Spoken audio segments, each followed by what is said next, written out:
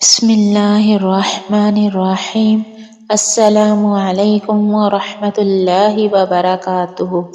عبداللہ بن عمر رضی اللہ تعالیٰ عنہ کہتے ہیں کہ رسول اللہ صلی اللہ علیہ وسلم نے نکاح شغار سے منع فرمایا۔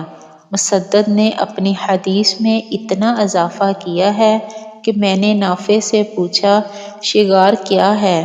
انہوں نے کہا آدمی کسی کی بیٹی سے نکاح بغیر مہر کے کرے اور اپنی بیٹی کا نکاح اس سے بغیر مہر کے کر دے، اسی طرح کسی کی بہن سے بغیر مہر کے نکاح کرے اور اپنی بہن کا نکاح اس سے بغیر مہر کے کر دے۔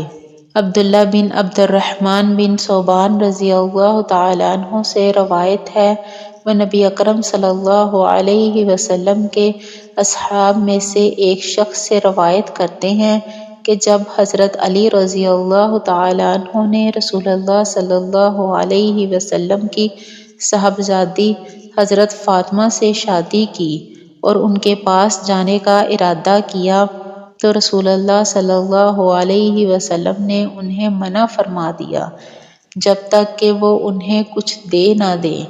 تو انہوں نے کہا اللہ کے رسول، میرے پاس کچھ نہیں ہے۔ اس پر نبی اکرم صلی اللہ علیہ وسلم نے فرمایا اسے اپنی زرہ ہی دے دو۔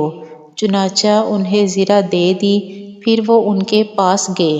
حضرت ابو ہریرہ رضی اللہ تعالیٰ عنہ کہتے ہیں کہ رسول اللہ صلی اللہ علیہ وسلم نے فرمایا غیر کنواری عورت کا نکاح نہ کیا جائے جب تک اس سے پوچھ نہ لیا جائے، اور نہ ہی کنواری عورت کا نکاح بغیر اس کی اجازت کے کیا جائے۔